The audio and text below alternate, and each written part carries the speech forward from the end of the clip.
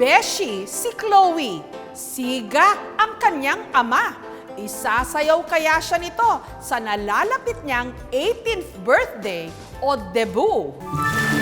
Once upon a time, sa bayan ng Hordan sa Guimaras, may nangarap maging sundalo, si Leo. Amo ginang gusto ko suna mag-army ko mo. Tiga ang kaso lang yang ang nanay ko hindi sa magsugot sa muna kanya tag-tagati ka mo do nalapakan mo imo kamatayon sa nada. Dahil nabigo, si Leo nagrebelde, naging siga. Medyo bad boy gina ko didre bisan mangkot-mangkot din ako. So una inom kung standby ko sa diin-diinom na. May mga atraso to sa piyati, siyempre ara ka man day.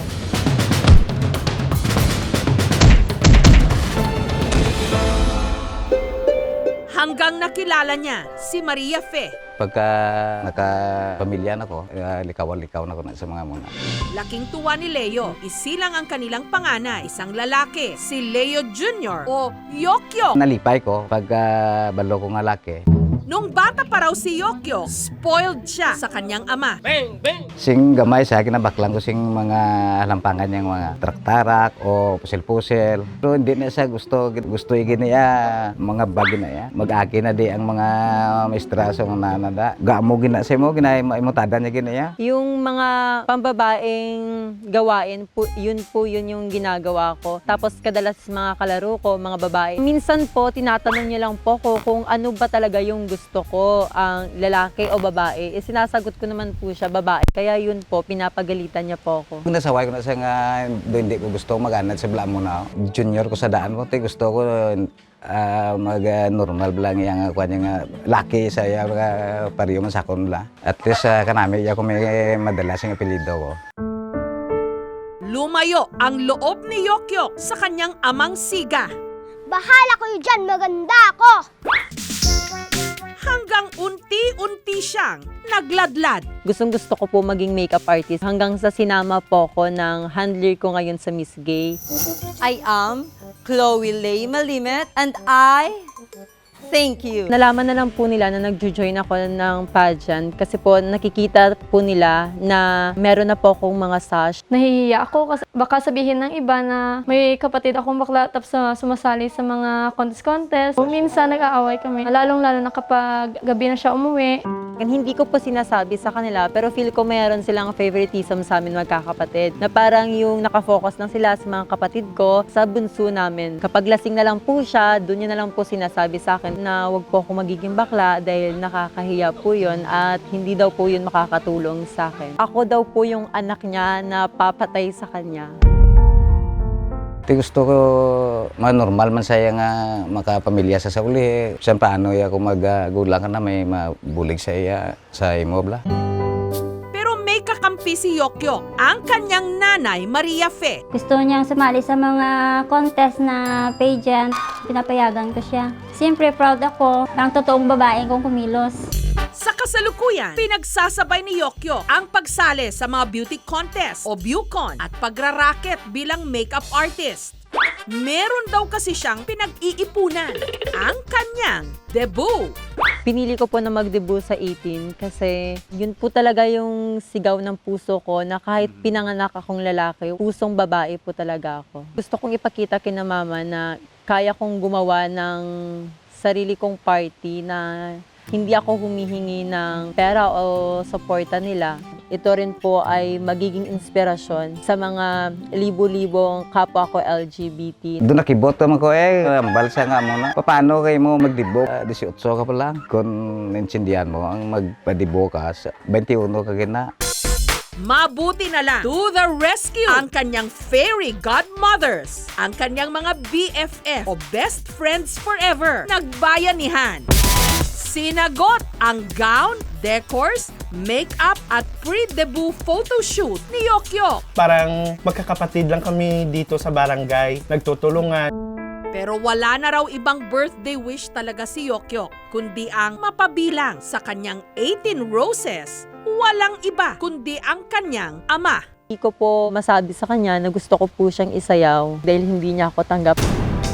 Para sa amin, mga bakla, yun po yung pinaka-hardest part ng buhay namin. Nasabihin sa tatay namin na dito kami masaya. Kaya kabalungan sa daan nga, hindi ko hilig sa mga monoblock. Kahit na ikaw ay nagbago na, ibigin pa rin kita kahit ayaw mo na. Tatakbo, tatalon, sisigaw ang pangalan mo. Nitong nakaraang linggo, inihanda na ang plaza para sa debut ni Yokyok. Ang fairy godmother niyang si Bryle. Minagic si Yokyok. Ginawa siyang prinsesa. Excited po ako na sobrang saya na parang iiyak po. Hindi ko pa po alam kung isasayaw po ako ni Papa. Ang plaza, naging runway ng mga bisita.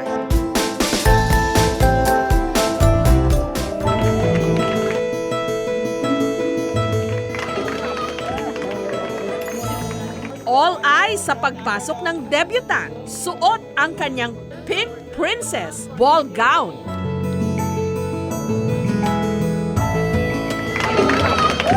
May 18 balloons, 18 blue bills o tig 1,000 piso. As a friend, as a magulang mo, always ko ari, di bala mo man na. 18 huggables, 18 candles at treasures. So sorry kung talaga inawal kita kasi siya mananggit ko kay basta pili mananggit na aking mananggit na. At ang panghuli, ang 18 roses, kung saan isinayaw siya ng kanyang mga crush at kaklase. Ang tanong, matutupad kaya ang pangarap ni Beshi na makasayaw ang kanyang amang Siga? Hindi ko saot kay tungod na uya ko. Hiling lang ni Yokyok, sana dumating ang kanyang ama at mapasama sa kanyang 18 roses hanggang dumating na ang kanyang pinaka last dance. Ito na kaya ang kanyang ama.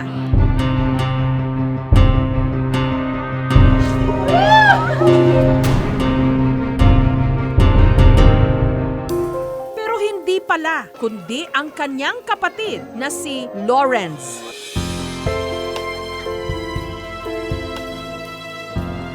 I am happy because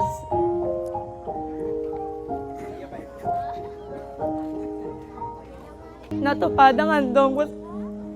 Kaisang unabi ko, ga-imagine lang ko. Yun pala, hindi pa tapos ang programa. Dahil may mystery guy na dumating na gusto rin siyang isayaw.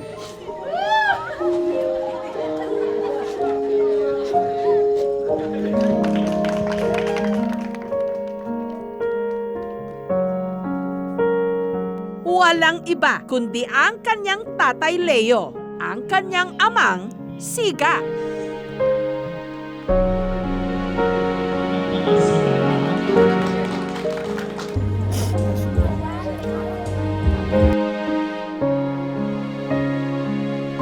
Ang ginambal ko sa sa'yo, baliwala ko muna na kay nabatong tanaga.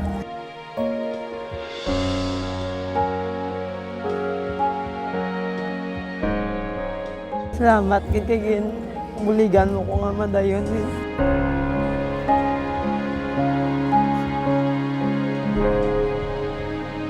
Ano yung feeling na nakasayaw mo siya? Sobrang saya po ng feeling kasi po yun po talaga yung pangarap. Siyempre lalipay nga wala ko ma-expectar nga sa muna nga gabi magpudlong bata ko nga. Kahit hindi raw sila nagkakaunawaan, kailanman hindi raw nawala ang pagmamahal ni Leo sa kanyang anak. Sang primero, pagbalo ko na lang ako kakanto, sing uli, gamba sila niya nga na, grabe bata mo. Kanto ko na sa kuhan ga, inamoy ko na para hindi man ko dula makahuyat. Agap nakik iya sambalang katilaw sakit sa kuhan niya. Ado hindi ko ba kabatas mo pa dapat. Nauya ako magsaot, pero nagbulig ako sa ilaw rubrahon. Nagbulig ako pang decorate sa ilang sa stage. Nabulig ako pang luto. Siyempre doon nalipay ko Nalambot yung bata ko handong yung magdibos. I'm so very thankful kay ikaw ang naging papa ko. Kahit hindi mo ako tanggap nung una, hindi mo pinaparana sa akin yung mga nararanasan ng iba kong kapwa bakla na binubugbog ng papa nila. Tapos lagi mong tatandaan na kahit ganito ako, kaya kong itayo yung pangalan natin. Gaano man katigas, Hindi ba? Sinabi ko sa'yo, magpakalalaki ka. lumalambot ang puso ng mga magulang. Lalo na kapag ang nakasalalay ang kaligayahan ng kanilang mga prinsipe at prinsesa.